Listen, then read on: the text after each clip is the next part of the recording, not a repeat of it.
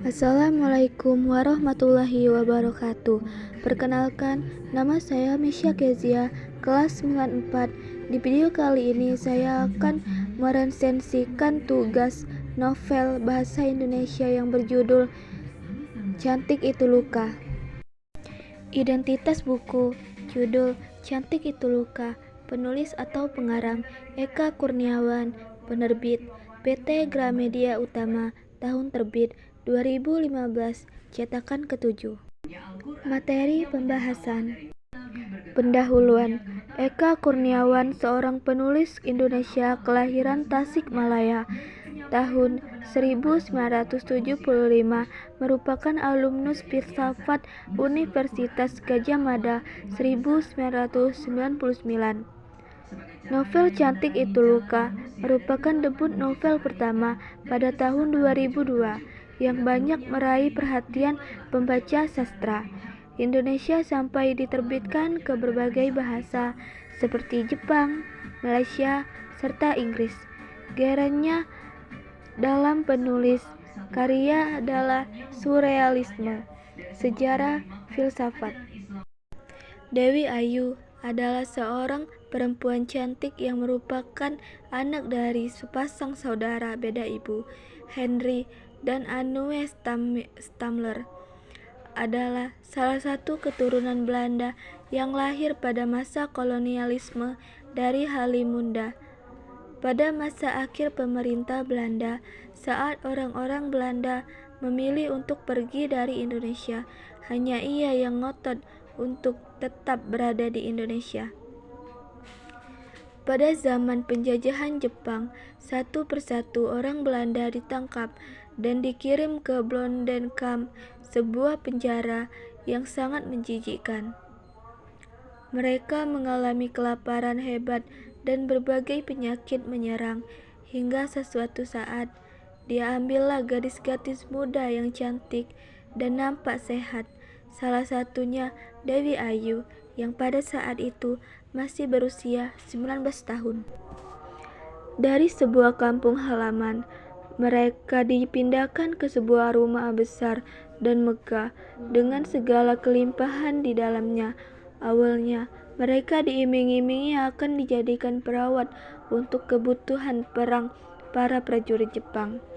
Nyatanya, setelah berhari-hari hidup nyaman tanpa pelatihan apapun, mereka curiga dan mulai menyadari bahwa gadis-gadis cantik itu akan dijadikan pelacur di tempat pelacuran yang dikelola oleh Mama Kalong.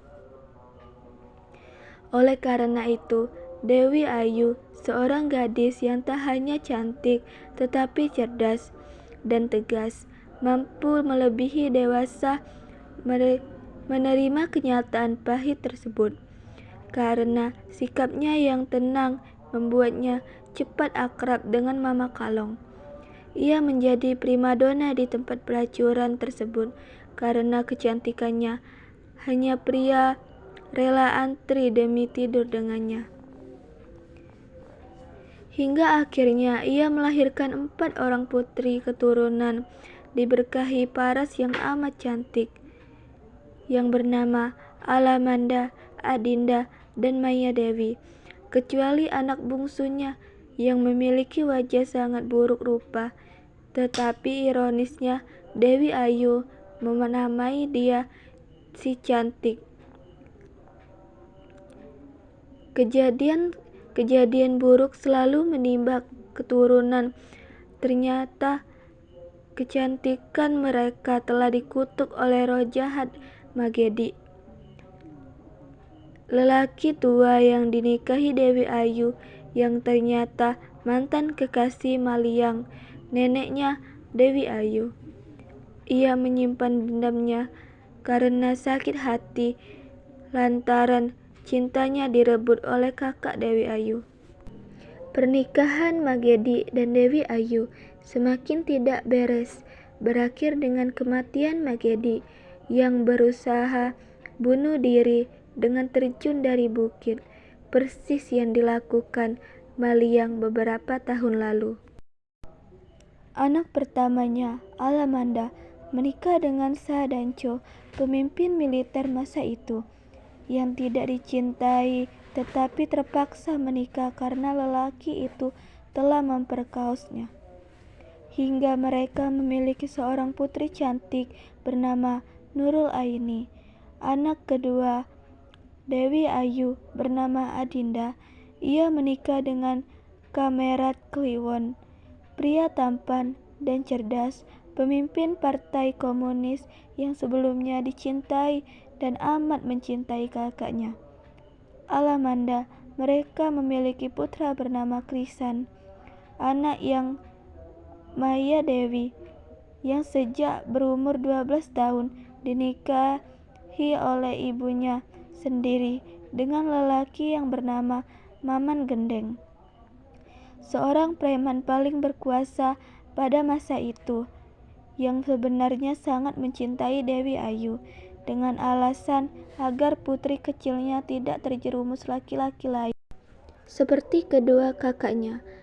Kedua pasangan itu memiliki seorang putri cantik yang diberi nama Rengganis si cantik.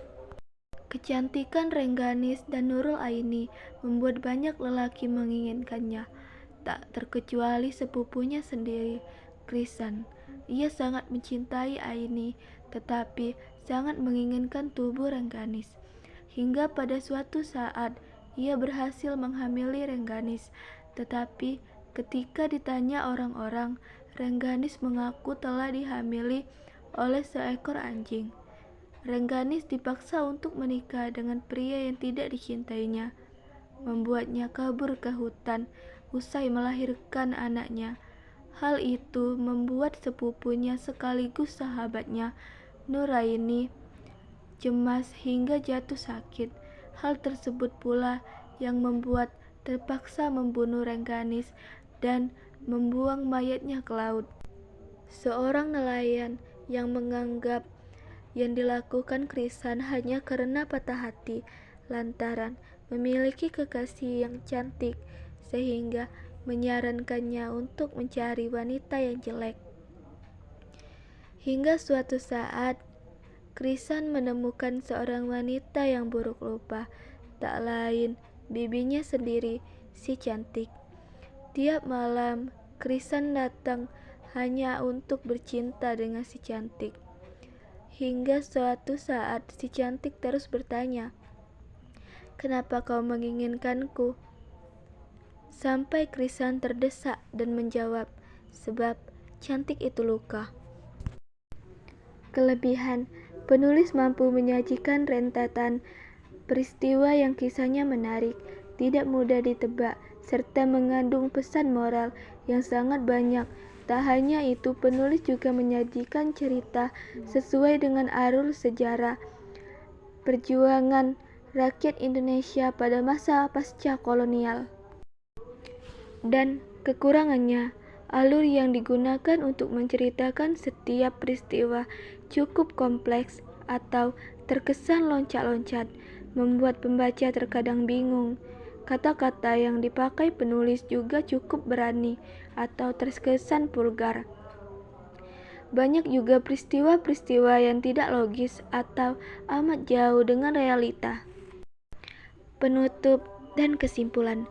Saya sangat merekomendasikan buku ini sebagai bacaan yang penuh tantangan, tetapi sangat menarik untuk tetap diikuti. Tentang bagaimana wanita yang kerap dijadikan objek seksual semata oleh pria, maupun bagaimana nilai-nilai sosial zaman itu seperti sebuah tempat pelacuran, premanisme, paham komunisme, dan lain-lain, yang membawa kita larut seperti berada pada masa lalu. Tidak hanya menarik, tetapi karya ini penuh dengan moral baik, tersirat, serta berbagai pengetahuan sejarah pada zaman pasca kolonialisme. Berbagai gaya disatu padukan dan membuat karya ini layak untuk dibaca. Sekian video resensasi novel dari saya. Kalau ada salah kata saya minta maaf, kepada Allah saya minta ampun. Wabillahi wa taufiq wal hidayah. Wassalamualaikum warahmatullahi wabarakatuh.